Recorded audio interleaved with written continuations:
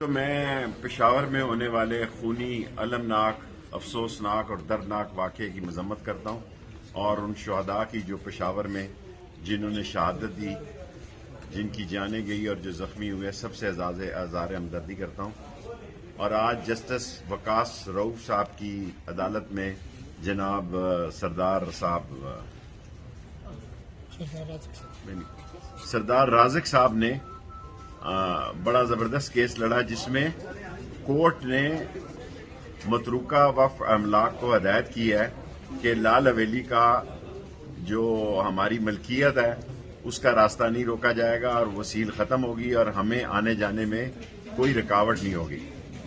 اور سردار رازق صاحب نے باقی جو اس کے ملکہ پراپرٹی کے کیسز ہیں اس کے بارے میں 15 دن کے اندر اندر ویکیو فیصلہ کرے گا۔ جہاں تک لال حویلی ہے، وہ آج ہمیں اجازت مل گئی ہے کہ وہ ہماری ملکیت ہے اور وہ 5 مرلے جو ہماری ملکیت ہے اس میں ہم بڑی آسانی سے اور اپنی مرضی کے مطابق اسی طرح رہ سکتے ہیں اور اسی طرح سارے کام کر سکتے ہیں۔